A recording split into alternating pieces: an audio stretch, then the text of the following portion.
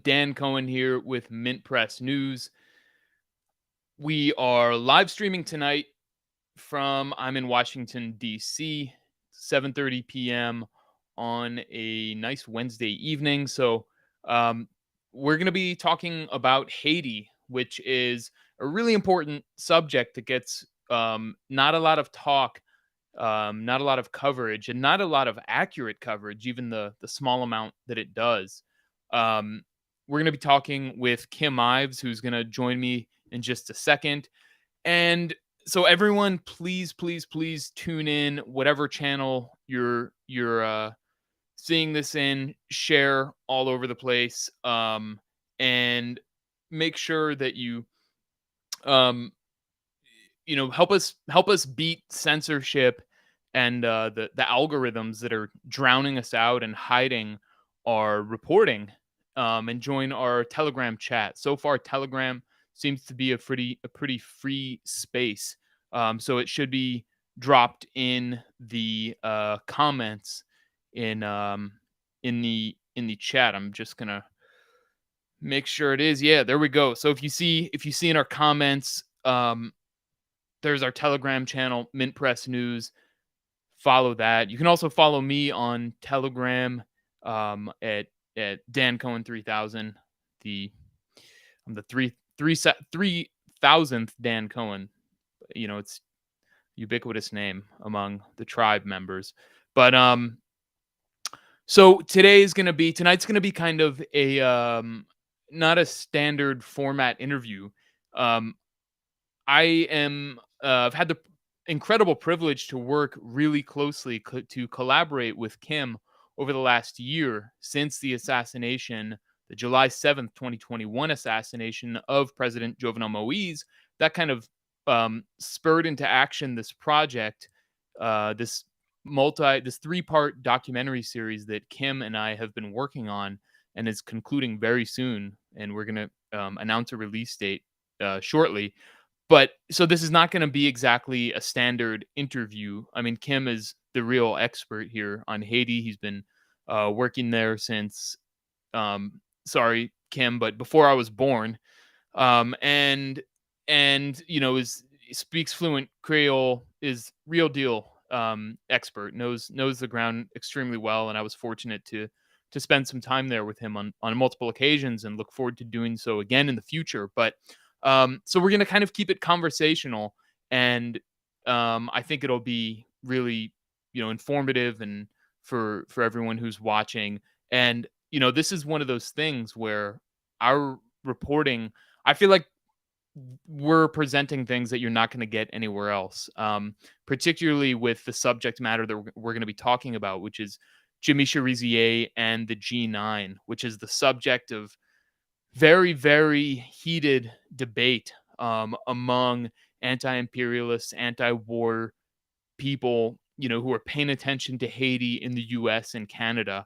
And we've taken a lot of flack for our position, but as you'll see in the documentary and our reporting, you will see will be vindicated.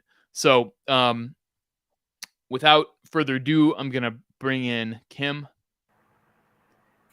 Welcome, Kim. Thank you very much, Dan. Glad to be here. Um, so so there's a major development going on in Haiti right now, which, if you're kind of following the anti-imperialist news outlets in general, you wouldn't know. Haiti Liberté has been the only outlet to report on it, basically because of your connections on the ground in Haiti to people who are closely observing this ongoing battle. So why don't you've just published an article, which I'm going to pull up so everyone can see. Um, Here it is, called "In Cité Solieil, the G9 Federation in All-Out War with G-Pèp." So, Kim, why don't you just first tell us what is your article about, and what is the situation in Port-au-Prince, the capital of Haiti, right now?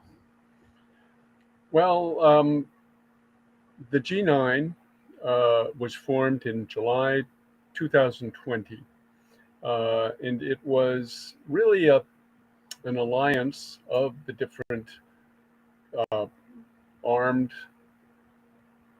committees which existed throughout the shanty towns. And they're called gangs, often in the press. And they use the moniker of gangs kind of across the board in Haiti. That is, anybody who's poor with a gun is a gang member. But if you go in to detail and look closely, it's far from that. It's a very different situation. In fact, it's a little bit like the West in the US back in the 19th century. You had criminals who would go out there and were the robbers, the bad guys who would rob stagecoaches and banks and so forth, and rustle cattle. And then you had the vigilantes who would chase them down and sometimes hang them from a tree, that kind of thing. Um, a little bit, that's the situation in Haiti today. You have the state has been deeply weakened by neoliberalism over the past 40 years. The, uh, the population is really left to its own devices. And in the countryside, it's often been like that, really since Haiti was born, where if you were a thief or a murderer or a criminal of some sort, and you went into a town in the countryside, a lot of the time, if you were caught, you'd be met by a bunch of guys with machetes, and they'd make mincemeat of you. Um, that wasn't so much the case in the cities, where there was more of, we could say, bourgeois structures of state, police, and courts, and so forth. Uh, but that has really disintegrated with the weakening and weakening of the state in Haiti, really since the time of the Duvalier regime's fall in 1986, and continuing through the real chemotherapy that began after Jean Bertrand Aristide was elected in 1990. And that's when the US said, we really have to shut down this question of Haitians having their own government. And they really began to just dismantle the state and establish what we call in Haiti the Republic of the NGOs. That is, everything is given to NGOs, which is one of the great misnomers in history, non-governmental organization. They're all governmental. They're working either for the US government or the British government or the French government or the Spanish or the Swedish. So these NGOs basically get the lion's share of the aid that's pumped into Haiti. And we saw it during the earthquake, where 99 cents of every dollar of the much vaunted $3 billion, which was supposedly given to Haiti, went, in fact, only one penny of it went to the Haitian government. The rest went to NGOs and to pay back various other state entities that were foreign state entities that were, quote unquote, helping Haiti. So, with that debilitation of the state, even the police force has been debilitated, and it controls nothing, and it has no rapport with the people. People don't trust it. It's usually very corrupt. The policemen often don't have um, uh, gas to put in their cars. They can't pay their rent, et cetera, et cetera. So this meant that gangs flourished in many of the communities. But what happened, for instance, and this is one of the things we go to in our film, in a community like Delma 6, in Lower Delma is one of the main arteries of Port-au-Prince. It was an area which had a gang, which was accosting the residents of the area. And let me interrupt you for a second. I feel like we should maybe talk about the kind of formation of the G9 after we kind of talk about the current. I think about the current situation in Cité Solieil, where the battle is happening. Oh, okay, good. So yeah. So and then we'll have a lot to discuss about the formation of the G9 and the background that how we got to this point where there's this major battle happening. But the piece you wrote, is that I'll bring it back up. I mean, is that there's an all-out war, the G9 Federation. So you have the G9 Federation, and I'll just say a few words and then let you take it over. The G9 Federation, which is a federation of 9 plus, originally 9 armed groups that has now expanded to more, is in a battle, as you call it, an all-out war with what's called the G-Pèp. Um, so the G9 is led by Jimmy Cherizier, a former cop who's also known as Barbecue, former cop basically turned revolutionary and who was burned by the system.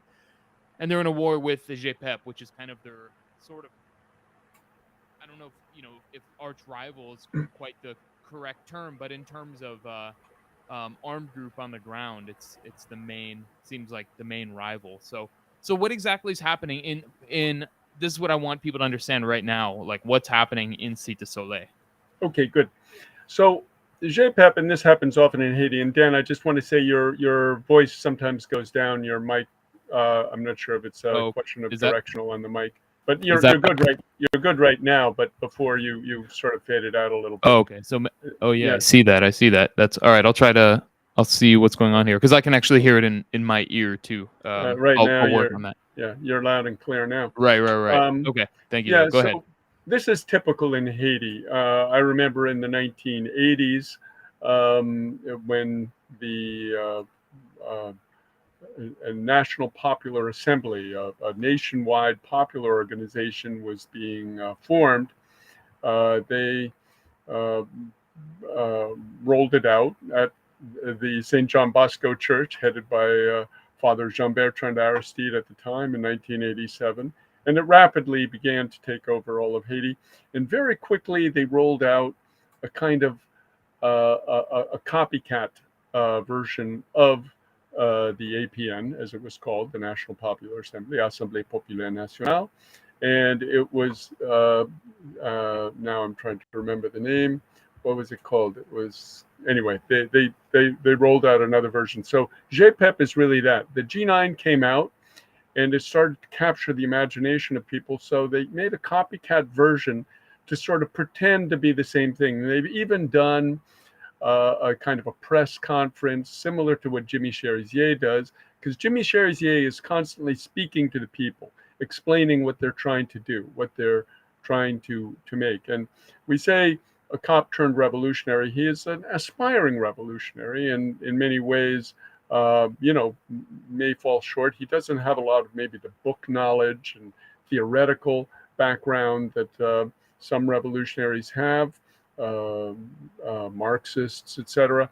But he has come up against the hard realities of betrayal by the ruling class, and is a very sharp, smart guy, very articulate. And so the G-Pèp has tried to do the same thing, hold these press conferences and say, we want to get housing for people, etc. But, it's what they call in Creole a grimace of, fake. It doesn't mean anything, and it's not sustained, and it's not real. So the basic conflict that we have in Haiti today is between these criminal gangs, which are kidnapping, extorting market women, raping young girls, thieving, robbing, and the I could say that what were called vigilance brigades back in the period right after Jean-Claude Duvalier fell in 1986, 87, the Makouts, who no longer had the government there to protect them, or less protection, I could say, from the government, began to do marauding into popular neighborhoods, and organizations started to arm themselves, first with machetes, then pots and pans, then guns, and fight back. And they were called vigilance brigades. So these vigilance brigades have sort of grown to become what we'll talk about later, these forces which fight the criminals and say, you better not come in our neighborhood. Now, the mainstream press presents this simply as gangs. It's just two gangs fighting and one's as bad as the other, but no, they're not. One is talking not just about protecting their neighborhood and improving the lives of their people, but actually overthrowing the whole system, which puts their neighborhoods in such poverty and squalor. So really what we're seeing is a confrontation between these two groups, but these are the front lines. Behind them are the real powers, the bourgeoisie, which profits from and perpetuates this terrible dichotomy, much as in this country, in the society. So right now, G-Pèp has been the principal, I could say, an agent of one of the principal bourgeois, shall we say, Wizard of Oz behind the screen trying to run everything, a guy called Reginald Boulos, who may be involved in his name has often been cited as possibly one of the people who were the intellectual authors of Jovenel Moïse's assassination a year and 6 days ago, or he was behind a supporter of the coup d'etats against Jean-Bertrand Aristide. He's very close to the State Department. He was born in the U.S., in fact. He was a U.S. citizen. He changed his citizenship back to Haitian, I think at the age of 18 or 19. I don't fully know the reasons, maybe some ambitions of some sort. But long and short of it, the guy is very wealthy, and basically G-Pèp is his proxy in Cité Solieil, where he has a lot of business interests. He used to have a clinic there. He's a doctor, medical doctor by profession, now a businessman. But so G-Pèp, headed by this guy called Jean-Pierre Gabriel, called T. Gabriel there, has really been his pawn. And he attacked one of the G9 members, and part of the G9 full name is mess with one, you mess with all. So they're just swarming on this area. And as our contacts have told us, they said, it's time to finish with G-Pèp. They don't want it. Now, the worst part of it, and I'll just maybe close with that, Dan, is that they've merged with the 400 Maozo, the 400 Maozo, which people may have seen the name. This was the gang led by a total sociopath, a guy called La Mort Saint Jour, Death Without Day, a guy who kidnapped 17 North American missionaries last year. It was all very bizarre. They sort of wandered out of where they were being held. Never clear whether any ransom was paid. They kidnapped some French missionaries before that. They kidnapped Turkish missionaries. In short, they were responsible for 80% of the kidnappings in Haiti by one of the estimates. And they have merged with G9, with G-Pèp to become this sort of alliance. So you have the worst scoundrels, the worst kidnapping scoundrels, combined with the worst political scoundrels facing off against the G9. Okay, so I'll try to kind of reflect back some of what you said to make, kind of make sure everyone got what you laid out. So currently in the slum of Cité Solieil, which is right in Haiti's Port-au-Prince, the port of Port-au-Prince, one of the most important areas for everybody. It's just one of the absolute worst slums, just some of the most extreme poverty in the world. And this is where this major battle is going on with how many deaths are there? Do you know, Kim? Well, as of yesterday, they were saying, the official count was 52, I think, reported by the Miami Herald. Our sources in the G9 said it was over 50. They say it might be much more. They don't know how many people G-Pèp has lost, but they themselves have lost somewhere on the order of 25 to 30 people, 30 fighters. So the fighting is extremely fierce in those areas. You're talking about tin shacks. It's not like you even have that much cover down there. So it's all these little warrens of I mean, you and I were out filming there, or we're out there, and we have a lot of filming from there by some of our Haitian comrades. Um, so yeah, it's a very treacherous area to be fighting, and I think that the uh, battle is going to spread outwards to the north to the area called Quadruple, which is the base of Katsamaozo. And there's an area just north of Port-au-Prince called Canon, which is a sort of a flood plain, which used to be deserted 12 years ago before the earthquake. There was nothing there. It was just kind of scrubland and so forth. And then after the earthquake, when people's houses fell down and they had nowhere to live, um, they all went out there and they built, sort of shacks. And these shacks had become houses or more permanent shacks. And that is the area where a lot of the battle seems to be also spreading to. So we could see this fighting between the G-Pèp Katsam Maozo 400 Maozo grouping with G9 growth. Okay, so so so yesterday, Miami Herald reports 52 dead in this battle in Cité Solieil, in this impoverished slum of tin shacks, and um, which is very densely populated as well. So obviously, for anyone living there, it's horrible, and you can be caught in the crossfire. Right. Um, so the G9, as you were explaining, is an alliance of armed groups that basically are trying to stamp out criminal networks, that are trying to get rid of kidnapping and stealing and rapists from their neighborhoods, which have largely been, well, their enemies are basically criminal networks that have been supported by the oligarchs of Haiti, that basically see the whole thing as just a way to make profit and keep people fighting each other. So as long as they're fighting each other and you keep giving them guns, then the profit keeps coming in the factories and the sweatshops, and everything's great for these oligarchs, who many of which are tied to the U.S. On the other side, who the G9 is fighting, as you were explaining, you have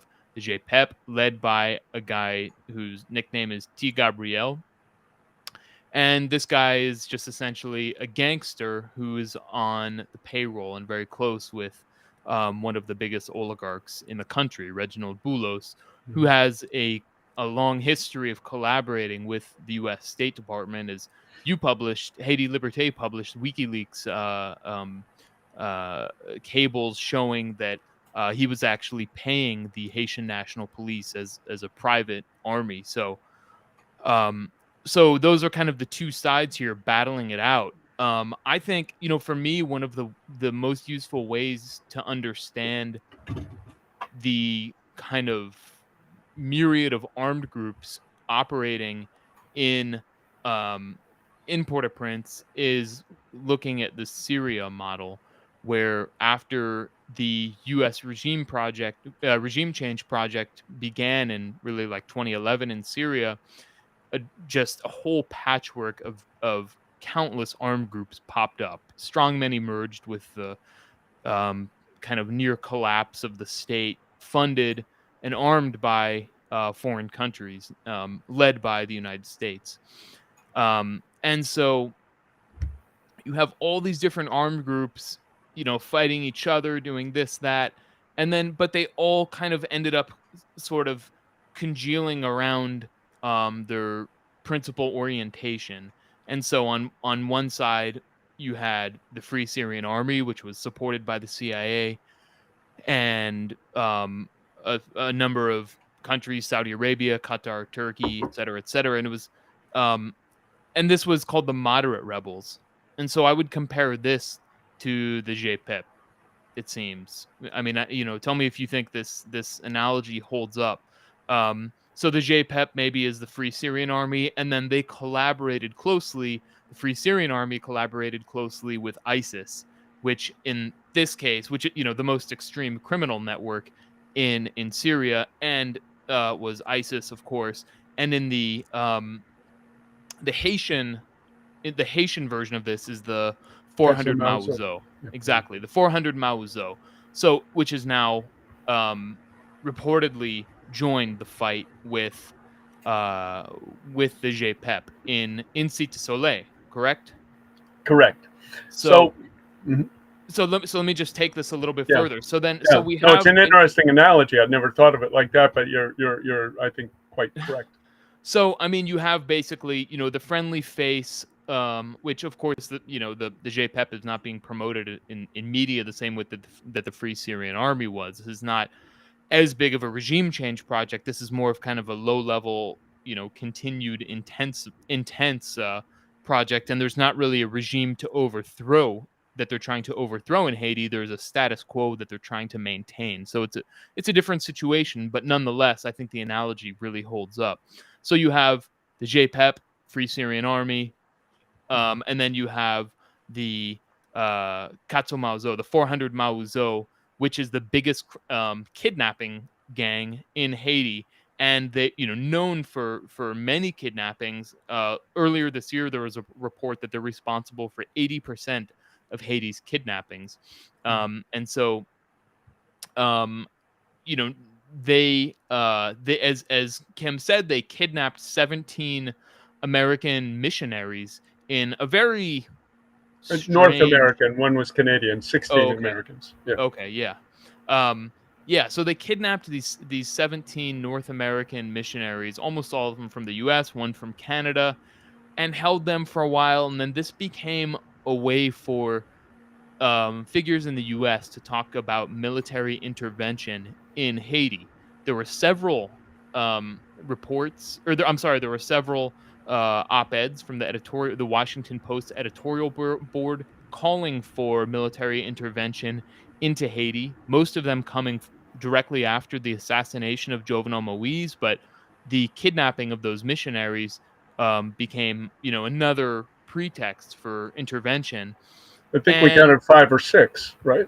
yeah. I mean, it was It's incredible ridiculous. Yeah. how many there were. The Washington Post, in other words, the CIA was just begging, just wanted intervention so bad. But with Biden, just withdrawing from Afghanistan, obviously the public didn't really have an appetite to get involved in something else, and the U.S. much prefers, particularly in this age, as Anthony Blinken, Secretary of State, laid out when he was under consideration to be appointed. He, said we want to do stuff by proxy now. So not so much direct involvement. We want to do stuff by proxy. So they're really leaning on the Haitian National Police to do the dirty work, to basically carry out their agenda in Haiti. Again, you have the G-Pèp and the 400 Mauzo, the most heinous criminal network. And those missionaries were, as you were saying, they were sort of, it was sort of mysterious how they were released, and it led to a lot of speculation that this was kind of an operation, or there was something, that wasn't exactly true about this, or that, the U.S. or the Haitian government or the police had some kind of line in to the 400 Mauzo, that there was something very fishy about it, the way it became an instant pretext for intervention. However, that said, we don't really know what happened. It could be totally just a real kidnapping operation, and the money was quietly paid. No one actually knows anything publicly. But so on the other side of this analogy, you have the G9, which, I mean, in the Syria analogy, I think you could compare to like Hezbollah or the Syrian army or Iran. Basically, these different armed groups or countries coming together to roll back what they see as kind of an existential threat.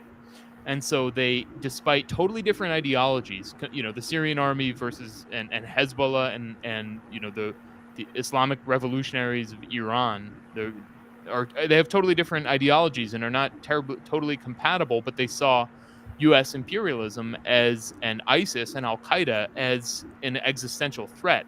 And so that united them. And I think there's a real parallel to be made with Cherizier and the founding of the G9, even though this is, we're talking about one country, but basically strong men from different neighborhoods who emerged with the absence of any centralized, state that's providing services or security, and criminal gangs running amok.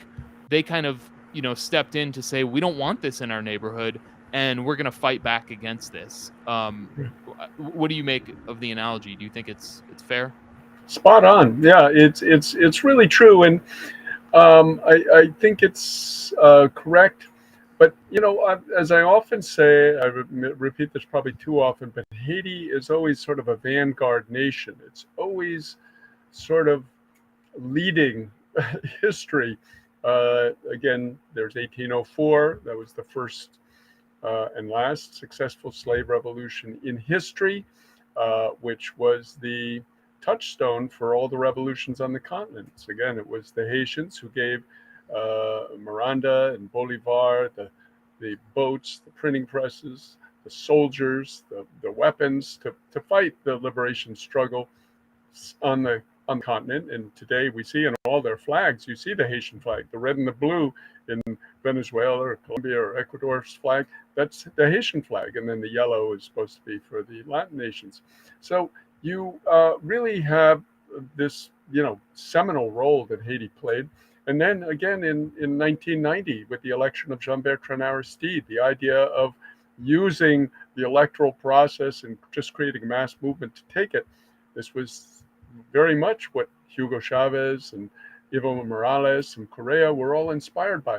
And today, I think we see a new situation. Here we are, 2022. And as you recall, in 2019, just before COVID hit, there was basically a worldwide uprising. Everywhere, people were in the streets from India to Mexico to,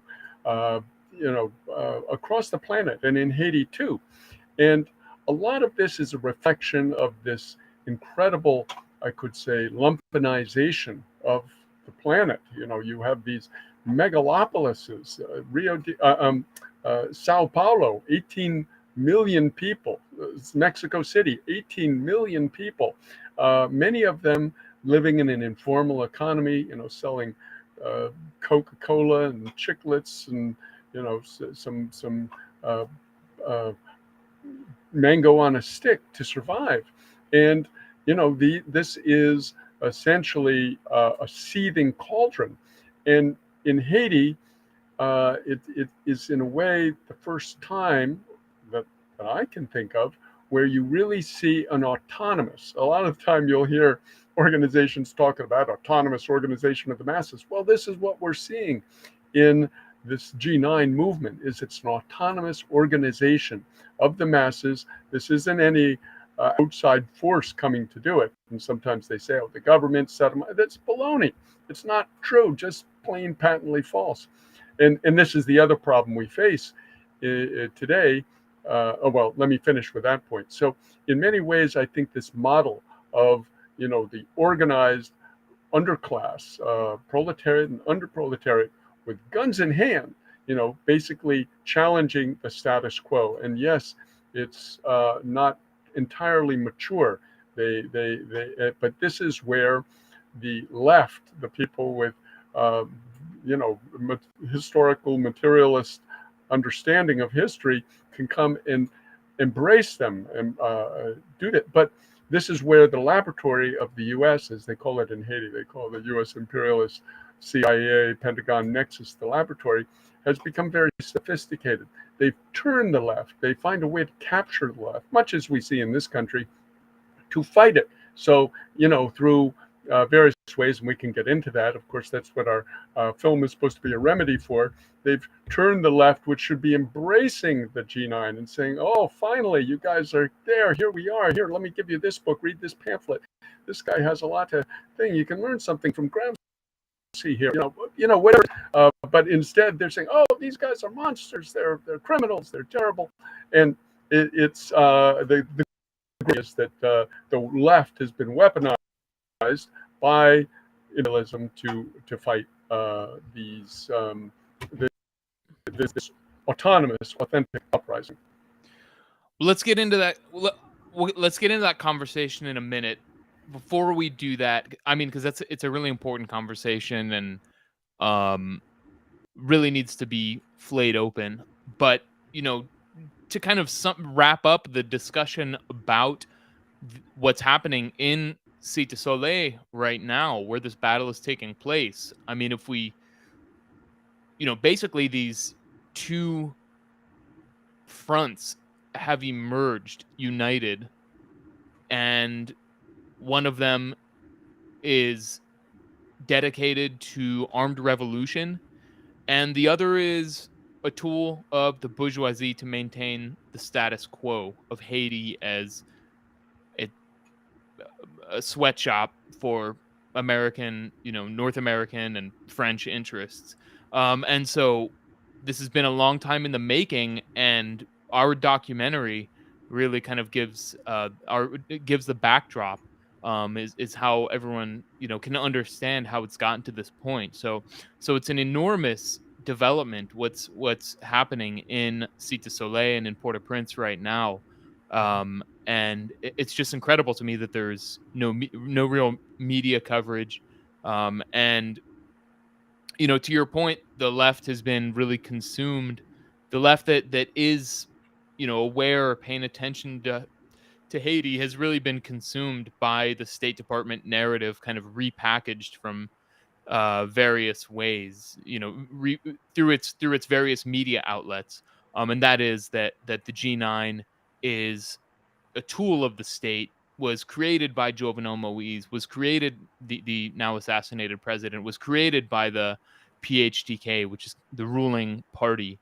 And so our documentary, which we're again very close to releasing and really looking forward to getting out there so we can open this discussion up, debunks that. We examine all of the evidence, and there's really nothing there. And I mean, when I started this project with Kim, I mean, you remember, I remember very well. You said, "Listen, Kim, I'm going to go and see it, but I can't guarantee you that I'm going to agree with you." Yeah. exactly. And so it was like, I don't know, I mean, let's go and see. And it turned out that Kim, what he was saying, checked out. And in particular, there are a number of massacres that Jimmy Cherizier and the G9 are accused of committing. And even, the first one is an area called Grand Ravine, but the main one, I think, that every New York Times, every Washington Post, every article in the mainstream media refers to is what they call the La Saline massacre. Dan, should I be saying spoiler alert right here, Abby? Because No, I mean, I think I think we need to just come out, yeah, okay, come out and start establishing it.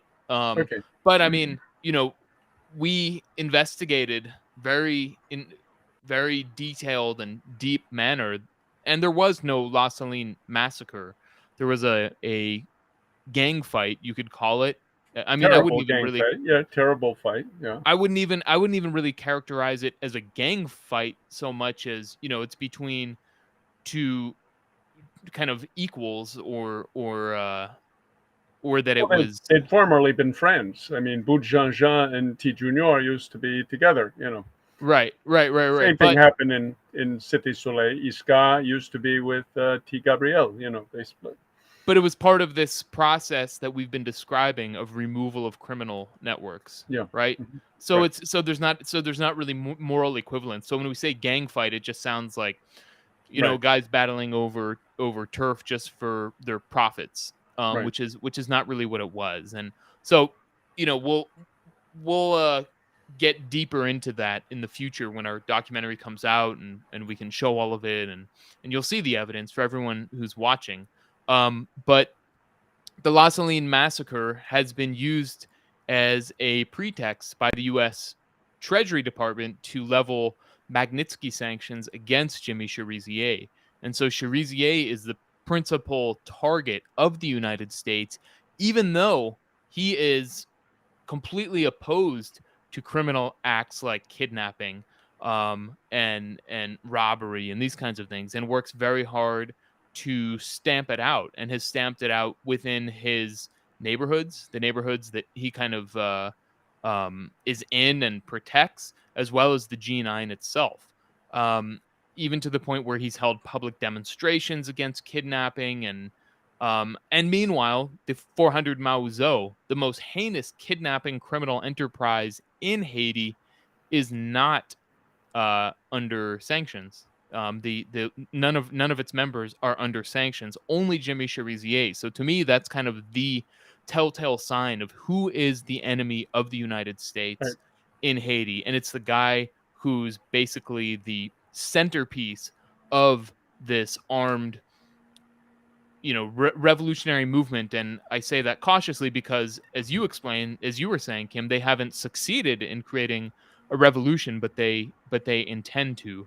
Yeah. um so that If kind I of. can just jump in there Sure, too please, and please. say, I mean, it was quite extraordinary last autumn when you had the 17 missionaries being held, and you had the two foremost U.S. diplomats in Haiti, a guy called Kenneth Merton, who was the chargé d'affaires in charge of the embassy, basically, and he was lambasting Jimmy Cherizier as a criminal. And then you had another guy who ended up quitting, supposedly an outrage, a fellow called Daniel Foote, who was going to be the emissary of Washington to Haiti. And he also had a real um, a real uh, tirade against Jimmy Cherizier, saying, he's not your friend, he's a bad guy, he's an enemy.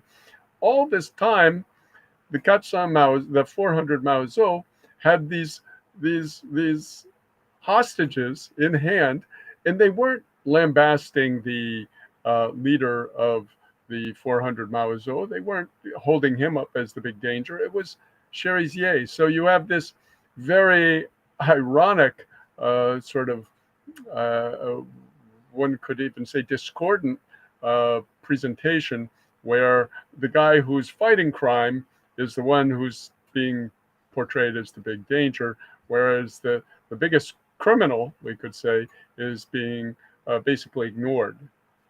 Right, exactly. I mean, there's a couple things I want to show here. First of all, um there is this video from when Cherizier was accused, an ally of Cherizier, part of the G9, was accused of kidnapping a priest, or a pastor. I'm sorry, and Cherizier, the G9, and huge amounts of people in the neighborhood, the slum of La Saline, where he allegedly committed this massacre, held this. Cherizier had a press conference, and then there was a denouncing kidnapping, and there was a massive demonstration of, I mean, it looks like hundreds of people. If you can see on screen here. Yeah.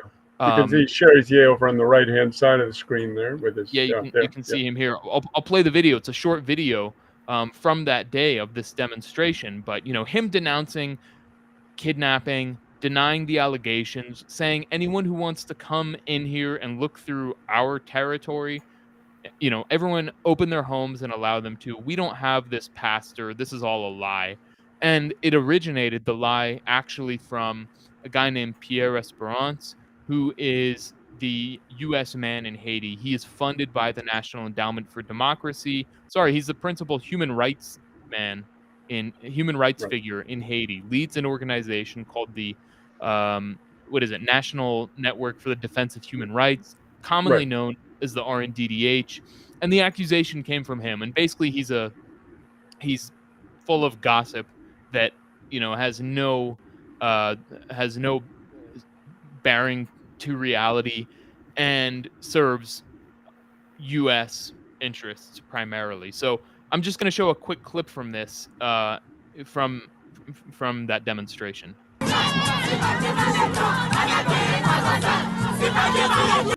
I don't think people can see the subtitles because we're kind of in the way. So I'm gonna right. turn you and Pick us out, you yeah. and me off. Or maybe no, that doesn't work. Let's see. How about we do it like that? There we go. So now we're not on the screen. But Sorry I'm for the the big tech. one. You mean me? You're the big one. Oh, Yeah, yeah, you're I'm right. seeing Yeah, myself yeah. big. Yeah, you're right. Sorry. Technical difficulties, folks. Stay with us. It's Promise. okay. This is what makes it real, right? Yeah, exactly. Let's see. How can we do this? All right. Here's what we're gonna do. Maybe like that. Nope. We're gonna do it like this. I'm gonna turn you and you. I'm gonna turn us off while we watch, and then we'll come back in. Okay.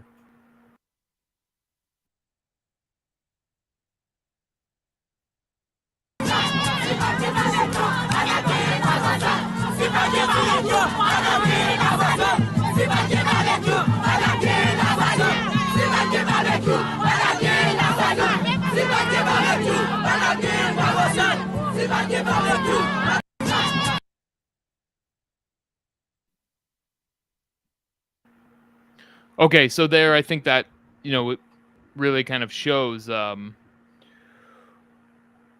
what exactly the um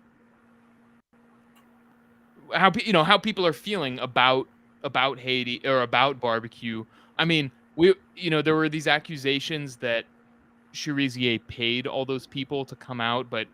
pretty for one thing insulting. And if you've ever seen paid protesters, you can't get people to have that kind of emotion and it's very obvious when people are paid protesters. Well, Just it would that have been kind of. interesting if I can interrupt you, Dan. If we Go could ahead. have, like, we looked at that demonstration that G-Pèp did in Cité Solieil. Didn't we do that? And at one point, we Yes. were thinking to sort of juxtapose that demonstration where clearly the people's heart was not in it. They were sort of there, but maybe they were going to get, I don't know, 1,000 gourd or something for coming out, or T-shirt. But yeah, there was just no heart in it. And then compared to these G9 rallies, which we show in the film, but I don't think we had time to do that. Right. And so the pastor who they accused the G9 of kidnapping ended up being released, and no one, it was dropped then. Nobody said, "Oh, see, the G9 released him," or anything like that. It was just kind of forgotten. Yeah, So yeah. it was a very, very obvious ploy. Um so I think we can show, for one thing, I want to show the latest dispatch, which I we subtitled and put on Twitter today. The latest dispatch from Cherizier in in this battle with G-Pèp. So give me 1 second. We're gonna get that one going. If I can manage the controls here. Okay, here we go. And are we in the way? No, I think. No, that's not what we want. We don't want you big. Okay, somehow I got you big again, Kim. Oh boy.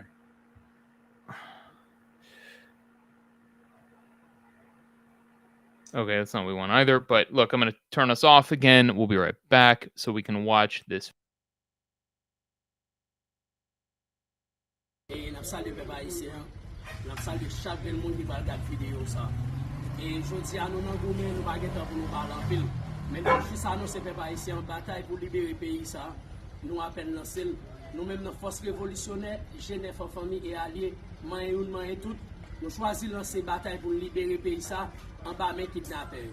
Avant d'arriver sur l'autre monde qui est le peuple dans la misère, dans le grand dans classe là, nous lançons bataille contre kidnappeurs, contre volés. Bataille là à peine lancée. Nous ne pouvons pas parler en pile, j'en nous qu'à garder, nous qu'à ouéli, ça n'a fait là, nous revenons mener. Et puis, ou même, pour ces journalistes qui cachent quoi, Canada, qui dit que balle là, beaucoup prendre balle. Ok? Les gens qui sont ça, tout le monde est bien ensemble. Les gens qui étaient ça, personne ne va pas bien ensemble. Nous sommes force révolutionnaire, Genève en famille et alliés, main et tout. Bataille là, faites lancer et faut que le pays a libéré. Merci en pile. Ou même quand vous regardez vidéo ça, mes grands monde sous.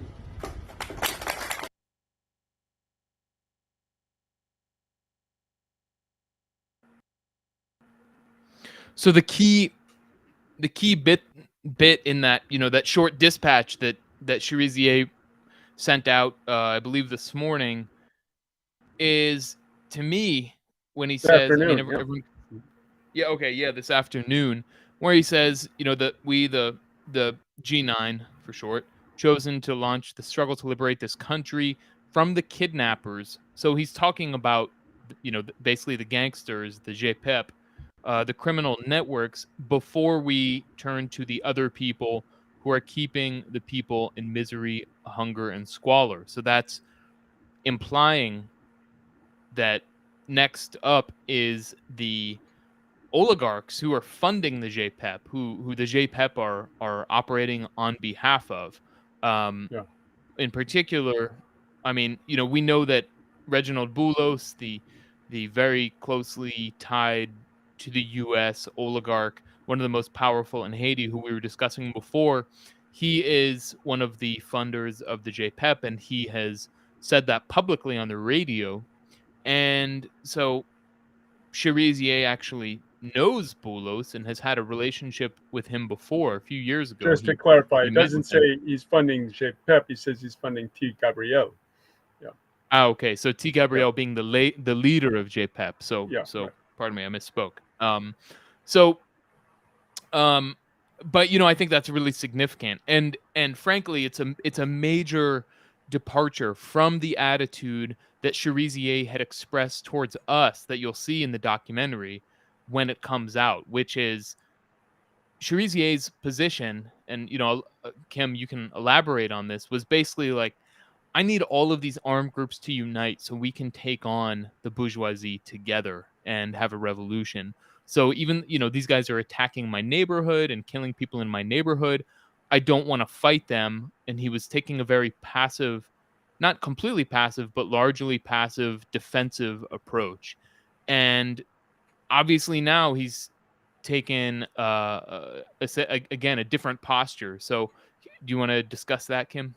Yeah, well, this is the irony, is that they portray him as a monster, etc. But really, he's the conciliator. He's the one who has this. I could almost call it an innate class consciousness and solidarity, because he sees these are people of my class. He said that to us in many of our interviews, a lot of them which didn't even get into the film. But he was saying, these are the same people as me. I grew up with these people. These are, we can win them over, and he wants to. So he has a deep class affiliation and affection even for his enemies. And in many ways, as we've had explained to us by many people, he's the softy. There are other guys in the G9 who are saying, we got to go take it to these guys and take them out and raise that neighborhood. And he said, no,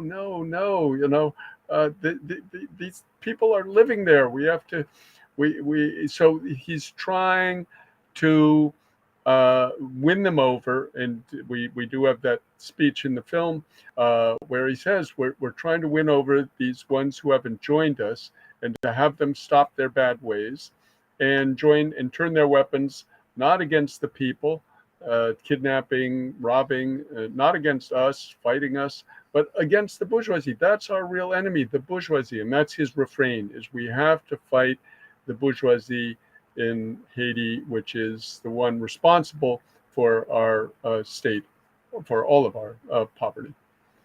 Right, exactly. I think actually now is a good time to show the trailer for Another Vision, is the title of the documentary. Another Vision Inside Haiti's Uprising. So let's go ahead and show the trailer for that. I'm going to make it full screen, and once again remove Kim and I from the video so you can see everything. But this is the trailer which we actually released several months ago for our forthcoming documentary. And Matthew Rains, thank you very much for the super chat. We really appreciate the support. Anybody who we do see the comments, so anyone who wants to do a super chat to support us, we'll be sure to read the comments and answer questions. Any questions in general we can take and do our best to answer them. But let's watch the trailer for Another Vision. And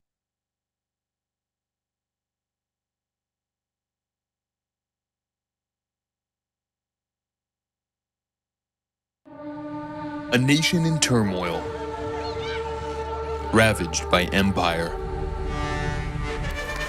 neighborhoods at war, the state on the brink of collapse, revolution in the air, a man at the center of it all, to some, a villain. Jimmy Cherise alias Barbecue, li te vle guider nous non façon pour nous voler même Javel. He's a criminal. He's not revolutionary. To others, a hero. Faut mener à chercher manger pour manger. He is a revolutionary leader. C'est grâce à déporter avec Monsieur Barbecue qu'a fait vivre. Join us as we seek to uncover the truth about the uprising in Haiti today. Ou pas qu'à avancer devant là, devant avancer à tirer sur. Attention. Wait, watch out, come here.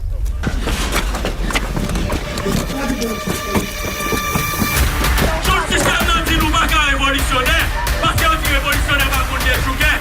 Yo mais c'est ça ou blé. Mais nous connaissons pas les chouquets nous pas connaît.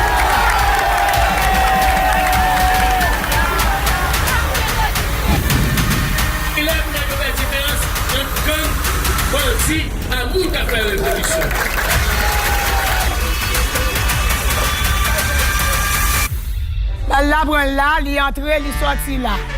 They have to have a revolution. It's got to happen.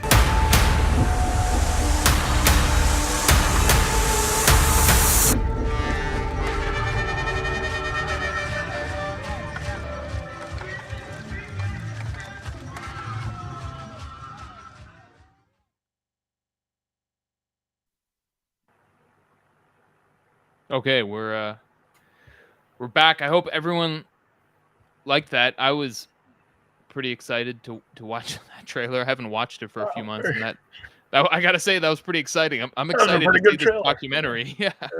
So not to pat ourselves on the back, but yeah. So that's the trailer for our documentary. It's a 3-part series. Each episode is an hour long, and we really leave no stone unturned in kind of debunking and challenging propaganda surrounding the G9 and what's happening in Haiti, and so someone like, for example, myself, who 1 year ago knew very little about Haiti, had never been to Haiti, can really understand how the situation the country is in today, and what is happening. Yeah. And I think one of the things I wanted to say was that, we have no guarantees. This is a very nascent, a very embryonic movement that is happening. We don't know. They could kill Cherizier. We don't know what that would mean. They could infiltrate it, blow it up. Could they buy it off? We don't know. There's a lot we don't know, and we can't foresee the future. It's not to say, this is it. And so, but it's definitely a genuine movement. This is not anything, as Cherizier said, as I quoted him in the article this week. He said, "We are our own boss. We are autonomous. We decide. We're not acting for anybody. We're nobody's tool." So this is the essence of it. It is really important, I think, as a model for, and I think this is why, in a way, the U.S. Embassy, the U.S. State Department, the U.S. Military Industrial and CIA complex identified, even before us, that this guy is a problem, that this guy is a danger. And they're going after him, hammer and tongs. And so we are really taking the first step, the informational war, of trying to clarify people and say, listen, this is what is going on, and let's not be duped. Let's not be, turned into zombies chasing our tail, to mix a lot of metaphors, and be against this guy who we should be embracing. Right. There's anything can happen at any point, but Yeah. this is one of the kind of unique things, I suppose, about um, a bunch of such a disorganized uh, bunch of groups that have come together and really kind of united around one person. There's not really an ideological backing, or there's not an ideological foundation for the G9, other than ending the immense suffering that Haitians have been subjected to. There is kind of a national, Cherizier, as you'll see in the documentary, does speak in national terms. As And a nationalist. yeah, as a nationalist, and he does make reference to revolutionaries actually throughout, particularly in not Latin America, but not only in Latin America. So he certainly kind of he doesn't have all the Marxist Leninist theory that a lot of us are kind of accustomed to with famous revolutionaries. Of course, Che Guevara being the obvious one in Cuba, just a little bit to the west, but he is a product of his experience, and he's an extremely intelligent and, as Kim said, articulate figure. But really anything can happen at any point. So we've put an enormous amount of effort into this documentary, and we're trying to get it out as fast as possible. I want to talk about, Kim, I want to put this in the context of the assassination of President Jovenel Moise, which was on July 7th, just of 2021. So just over a year ago. And this remains obviously a major trauma for Haiti, and a huge mystery that many suspect was an inside job for a number of reasons. One of which is that there was no resistance from Moise's security detail, the Presidential Guard, and he was assassinated in his home. And so you wrote an article early in May, so about a little more than 2 months ago, called "Is the U.S. Covering Up Its Role in Moise's Murder?" I'm going to see if I can pull your article up. And, I wanted to kind of ask you, I mean, I think this would surprise very few people if the U.S. actually had a role in this. And so what exactly? So yeah, tell me about your article. What is the potential U.S. role here, or what leads you to believe that the U.S. is covering up its role? Well, that picture there is a picture of Jovenel Moise receiving the letters of credential from the Russian ambassador the month before his death. Obviously, the U.S., who had designs on Russia, which we see in their full-blown form today, was not happy with that. And in fact, we've learned from sources close to the Moise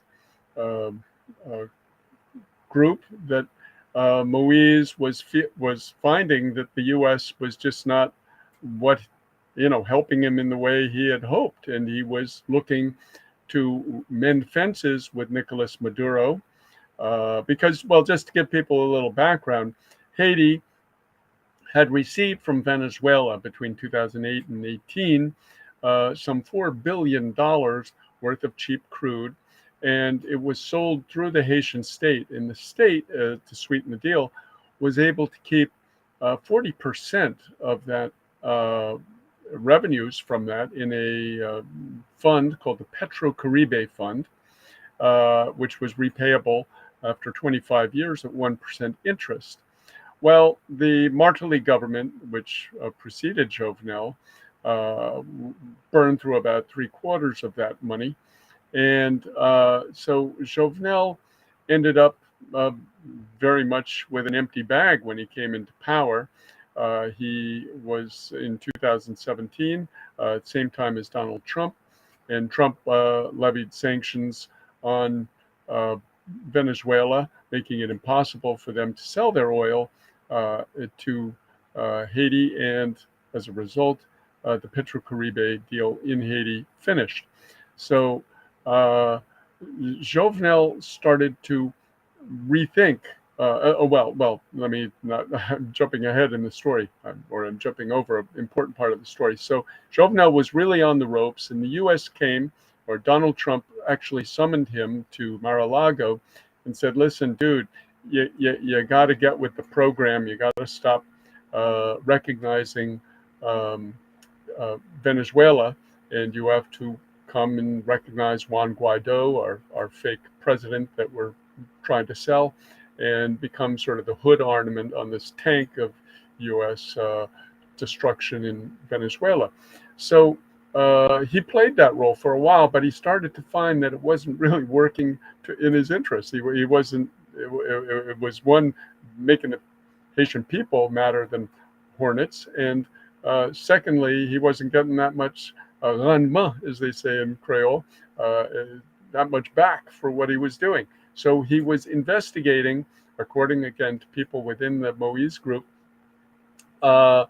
reopening relations with Venezuela. And his trip to Turkey, again, a month before his killing, was apparently to try to increase or get a meeting with the Russians and see what kind of deal he could work out there. So the motive is there, we could say. Plus the fact that he was starting to really go after a lot of the U.S. allies, like Reginald Boulos, who we previously mentioned, like Dmitry Vorb, who is another bourgeois figure who has his own sort of gangs, which he's been using to fight the G9, and who, the U.S. wasn't happy that Jovenel Moise was warring with these guys. And in fact, they were defending a lot of these bourgeois that Jovenel was saying, listen, you have a sweetheart deal, you have to pay up. But really one of the strongest cases is a fellow called Franz Large, who was cited at the end of this article, who was with the famille Lavalas, the Lavalas family of Jean-Bertrand Aristide. He's got unimpeachable credentials, is very well known and very outspoken. And he was speaking to Jovenel, and he said this was an operation carried out by the U.S. Secret Services, by the CIA, etc., basically to get Jovenel out of the way and get the situation that we have now. In fact, Ryan Grimm of The Intercept and at the time The Hill, I forget under whose banner he published it, but he did an interesting interview with the former ambassador to Haiti, was saying we have to get the president out of the way and adopt the prime minister option. That's exactly what they have now. They have this Ariel Henry, this sort of prime minister who's without any holds barred on him, running amok, just running the country into the ground. So there's all that, and so what Franz Large said was that this was really the U.S. May not have organized it precisely, maybe didn't pay for the Colombians that came in and actually machine gunned Jovenel Moise, but it was a wink and a nod. They may have very well been aware of the operation. It's very hard to believe that the U.S. Embassy, the fourth largest U.S. embassy in the world, you look at its roof, it's covered with all kinds of antennas. They're obviously got to be monitoring everything in this country of 12 million people, the size of New York City. It's very hard to believe that 30 Colombians talking on their cell phones and texting and whatever all day, that they didn't have a clue that they were up to something. We know as a precedent that 20 years earlier, they had learned about a coup that was going to happen against former President René Préval, and they tipped him off, and René Préval went after the guys. But this one, Jovenel Moise had no. Anyway, there's a lot of circumstantial evidence. And final thing that I forgot to mention was that in the case of a guy called Palacios, Mario Antonio Palacios, one of the Colombian triggermen who's being held in Miami. The U.S.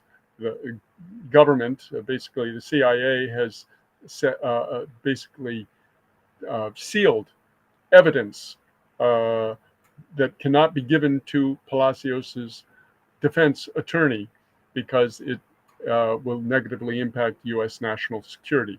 Nobody knows what this means, but in this piece, we quote people who say this is obvious that, the CIA was involved and this is defending the CIA. So there's a lot of I have the piece pulled up. Yeah. I have sorry to interrupt you, Kim. I have this, these passages pulled up. I'll just read it off so everyone can understand. Okay. The U.S. Justice Department successfully sealed evidence last week, and this is back in early May, so referring to late April, in its prosecution of Colombian mercenary Mario Antonio Palacios. And so this is basically an act that is used to, according to Mike Vigil, former head of DEA operations in the Caribbean, the government is pretty much telegraphing CIA involvement, is what he said. So, that's pretty much from the horse's mouth there. And I mean, again, it's almost impossible to believe that the U.S. Embassy, as you said, would have no knowledge of this massive, enormous operation going on right under its nose. So at the very least, 5 miles away from the embassy. I mean, right. At the very least, and and we know they have the technology to be listening in to all kinds of phone lines, and so the arrival of 30 Colombians is palling around, and considering the U.S. trains Colombians and Colombia exports its mercenaries. Colombia is known for sending ex-soldiers around the world to participate in all kinds of wars and military operations. It's pretty. It seems clear that the U.S. at least knew what was going on, may have turned a blind eye, a wink and a nod, or possibly more. So, will we ever have the smoking gun evidence?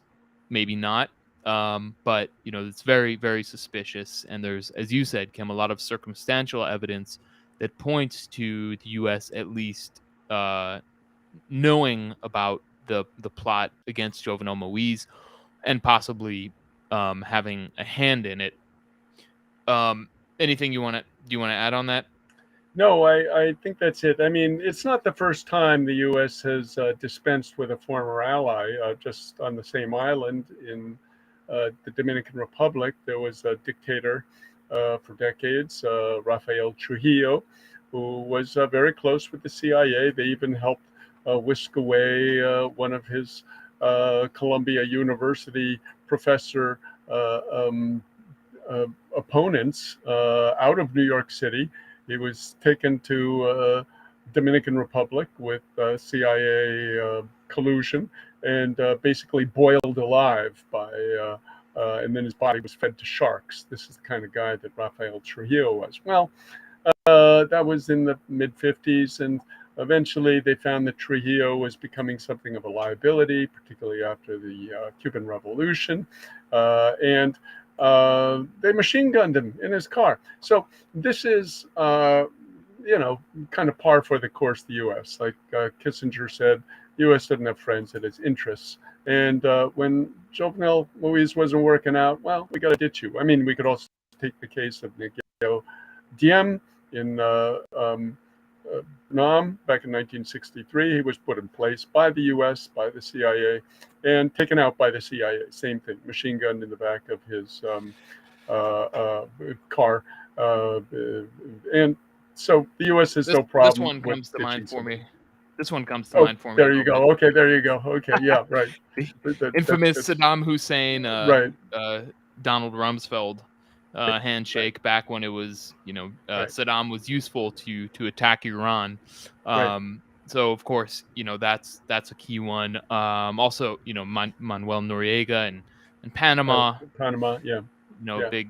Big pal of the United States until he wasn't. Right. So, yeah, I mean the There's so many examples throughout recent history. Yeah. Now the other major development is in the background of this ongoing battle in Cité Solieil and Port-au-Prince. The UN Security Council was supposed to vote actually today on on renewing the mandate of BINU, which is the United Nations Integrated Office in Haiti. Um, and because of this battle, they said they're delaying the vote until Friday. So, um, can you explain what BINU is, who heads it? Obviously, very important. And what is the significance of the UN and BINU in Haiti, and what is the general feeling among the masses towards BINU? Okay. The masses are very hostile to the UN. Basically, for 21 of the last 28 years, Haiti has been under UN military occupation, and it hasn't been good for them. Children have been raped. There's lots of what they call UN children around, basically the soldiers of this occupation force, which would have kids with Haitian mothers and then just leave them to their own devices. And not to mention just the repression and Assassination. violence, assassination, Right. killings, rapes, you name it, that happened under an occupation. Well, and all occupations, as we know, are brutal.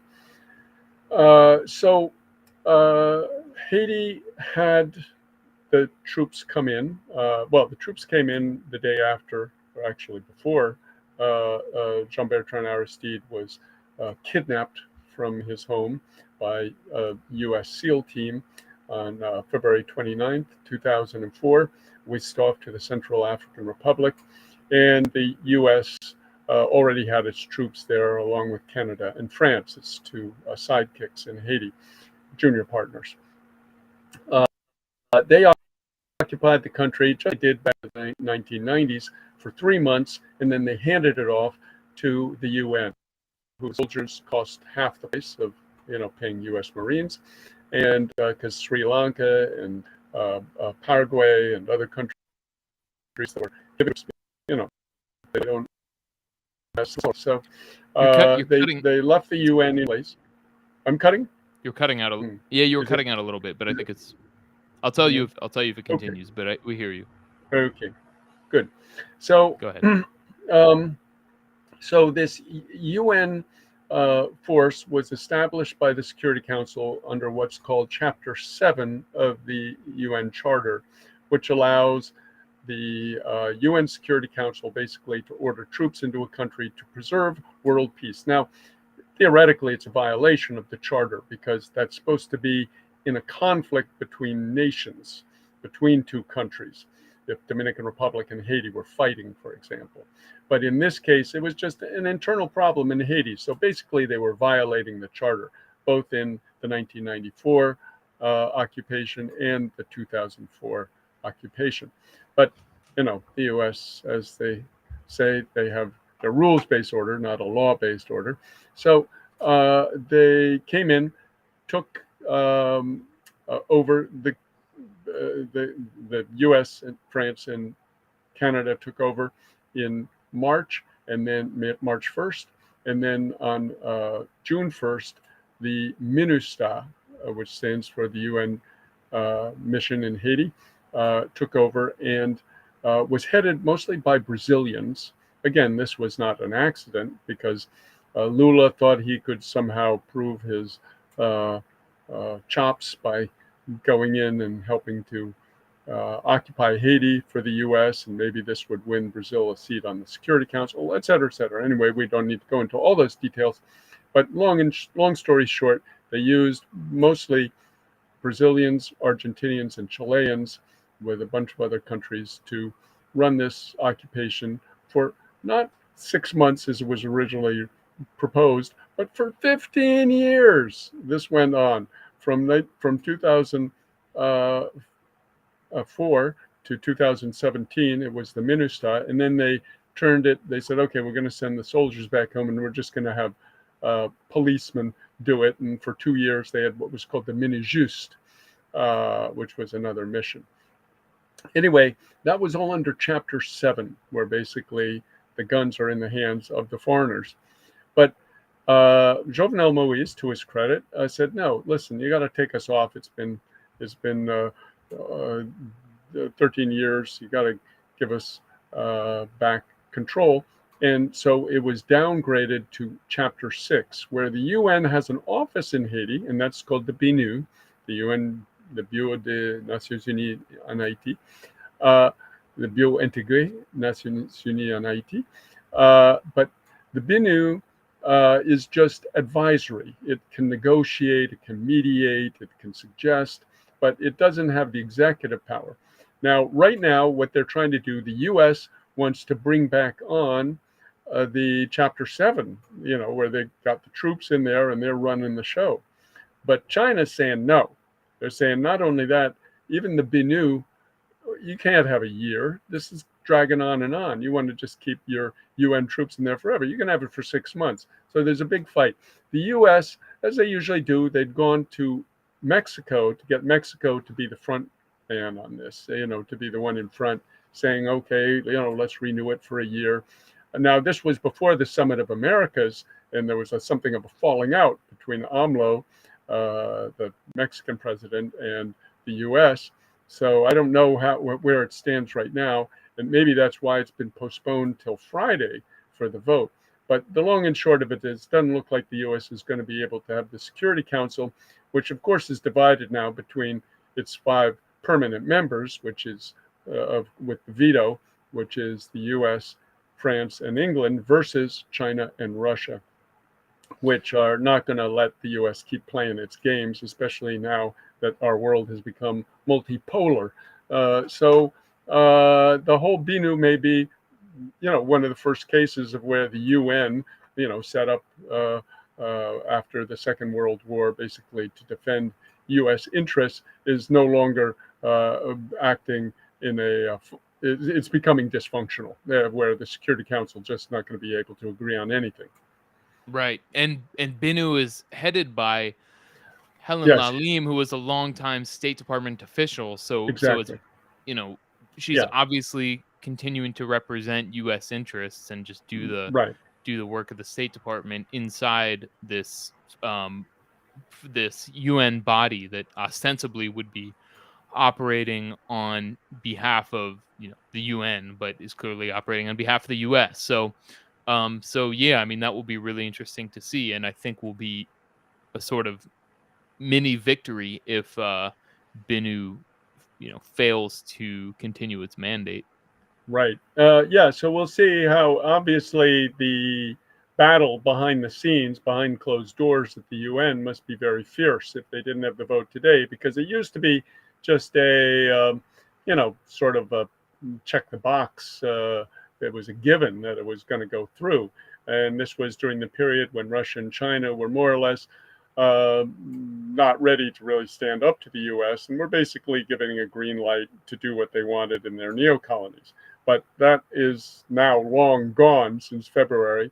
And, it's just amazing that the U.S. really thinks it can get China and Russia just, bow to its whims.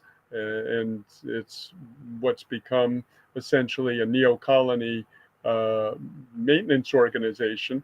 They're not going to have it. That is, Russia and China are not going to agree to it. Right. All right. Well, I think we can leave it there. Thanks a lot, Kim, for doing the live stream. I hope it was informative for everyone, and we'll be talking about Haiti a lot more in the coming weeks as we near the release date for our documentary series, Another Vision. You can see the trailer for Another Vision on the MintPress YouTube channel, and everyone, make sure you follow us on Twitter. I'm at Dan Cohen 3000. Kim is at K Ives 15. Is that right? I think it's Kim Ives 13. Kim Ives 13, I believe, if I'm not mistaken. Yeah, I think I'm Kim Ives. Yeah, you are. 13. Oh, okay, Yeah. you're right. Okay, yeah, you're right. Sorry, Ives at 13. Kim Ives 13. I'm also on Telegram. Dan Cohen 3000, I believe. And you can also make sure you follow MintPress News on Telegram. Join our community.